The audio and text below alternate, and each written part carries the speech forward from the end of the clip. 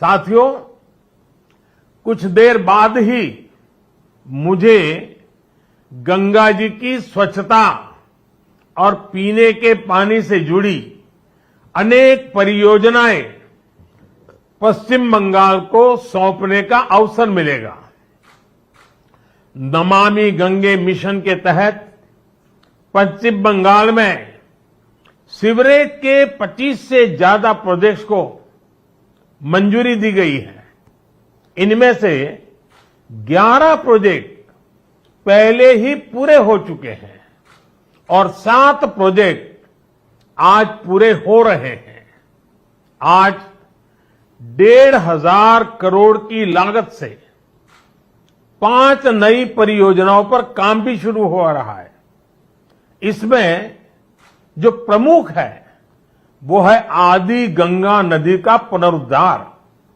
मुझे बताया गया है कि अभी आदि गंगा नदी की स्थिति दुर्भाग्य से बहुत खराब है।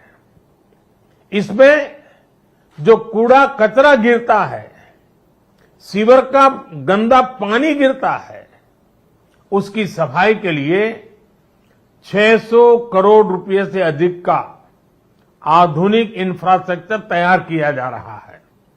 हम लोग अक्सर व्यक्ति के जीवन में प्रिवेंटिव हेल्थ केयर की बात तो करते रहते हैं और हम कहते हैं कि दिनचर्या वो होनी चाहिए कि बीमारी की नौबत ही ना आए।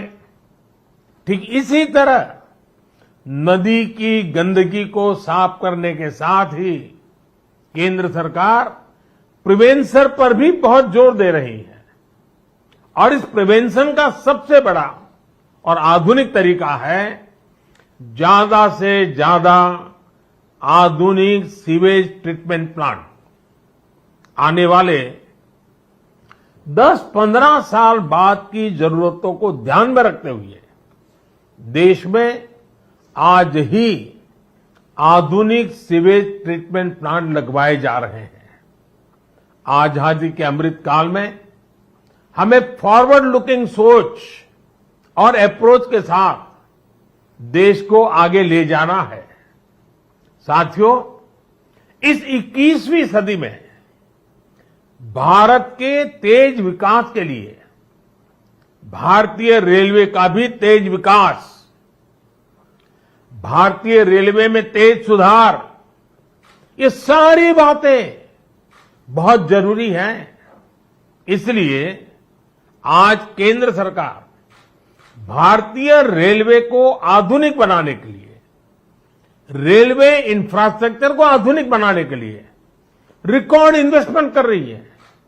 आज भारत में भारतीय रेलवे के कायाकल्प का राष्ट्रव्यापी अभियान चल रहा है। आज वंदे भारत, तेजस, हमसफर जैसी आधुनिक ट्रेनें देश में बन रही हैं। आज विस्टाडोम कोचेज रेल यात्रियों को नए अनुभव करा रहे हैं। आज सुरक्षित आधुनिक कोचेज की संख्या में रिकॉर्ड वृद्धि हो रही है। आज रेलवे स्टेशन को भी एयरपोर्ट की तरह विकसित किया जा रहा है। न्यू जलपाईगुड़ी स्टेशन भी इसी लिस्ट में शामिल है। आज रेलवे लाइनों का दोहरीकरण, रेलवे लाइनों का बिजलीकरण जिस रफ्तार से हो रहा है वो पहले कभी नहीं हुआ। देश में जो ईस्टर्न और वेस्टर्न डेडिकेटेड फ्रेट कॉरिडोर बन रहे हैं वो लॉजिस्टिक्स सेक्टर में क्रांतिकारी बदलाव लाने वाले हैं। सुरक्षा हो, स्वच्छता हो, सामर्थ्य हो, सामंजस्य हो, समय की पाबंदी हो, सहूलियत हो, भारतीय रेलवे आज एक नई पहचान बनाने की हम सबकी कोशिश रंग ला रही है। बीते 8 वर्षों में भारतीय रेलवे ने आधुनिकता की नींव पर काम किया है। अब आने वाले 8 वर्ष में हम भारतीय रेलवे को आधुनिकता की नई यात्रा पर निकलते हुए देखेंगे। भारत जैसे युवा देश के लिए भारतीय रेल भी युवा अवतार लेने जा रहा है और इसमें निश्चित तौर पर 475 से ज्यादा वंदे भारत ट्रेनों की बड़ी भूमिका होगी। साथियों, आजादी के बाद के 7 दशकों में 20,000 रूट किलोमीटर रेल लाइन का बिजलीकरण हुआ। वहीं 2014 में हमारी सरकार बनने के बाद बीते 7-8 वर्षों में ही 32,000 रूट किलोमीटर से ज्यादा रेल लाइन का बिजलीकरण हो चुका है। ये है देश के काम करने की रफ्तार, रेलवे के आधुनिकीकरण की रफ्तार। और इस रफ्तार को तेज करने के लिए अब भारत में दुनिया के सबसे शक्तिशाली बिजली के रेल इंजनों का भी तेजी से निर्माण हो रहा है। साथियों, आज के भारत की स्पीड और स्केल का एक और प्रमाण हमारा मेट्रो रेल सिस्टम है। कोलकाता के लोग जानते हैं कि दशकों से मेट्रो रेल पब्लिक ट्रांसपोर्ट का कितना बेहतरीन माध्यम रही है।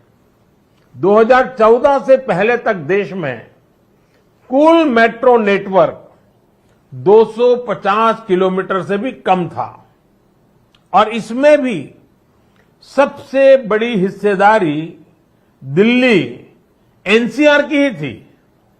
केंद्र सरकार ने इस स्थिति को भी बदलता हुआ है, उसको बदलने का पूरा प्रयास किया है और बहुत तेजी से बदला है। बीते 8 वर्षों में हमने मेट्रो का 2 दर्जन से अधिक शहरों तक विस्तार किया है। आज देश के अलग अलग शहरों में लगभग 800 किलोमीटर ट्रैक पर मेट्रो चल रही है। 1000 किलोमीटर के नए मेट्रो रूट पर तेजी से काम चल रहा है। जोका बीबीडी मार्ग मेट्रो परियोजना इसी संकल्प का हिस्सा है। साथियों, पिछली सदी के भारत की 2 और बड़ी चुनौतियां रही हैं जिन्होंने देश के विकास पर बहुत नकारात्मक असर डाला है।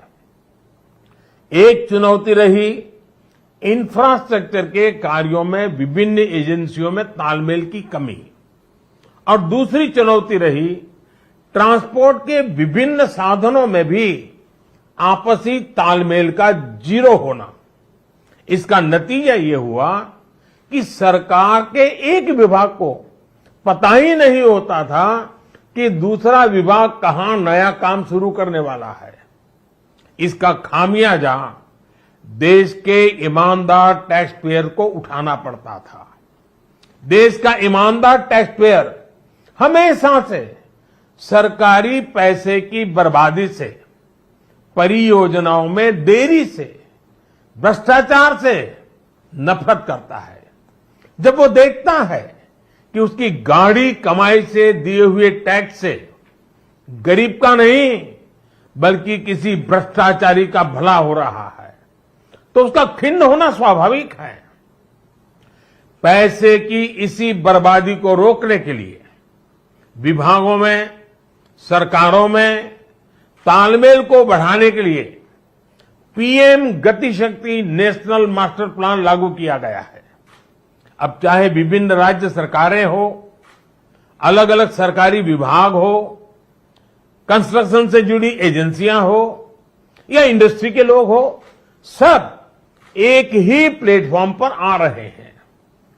पीएम गति शक्ति देश में ट्रांसपोर्ट के अलग अलग माध्यमों को जोड़ने, मल्टी मॉडल कनेक्टिविटी के काम को भी गति दे रहा है।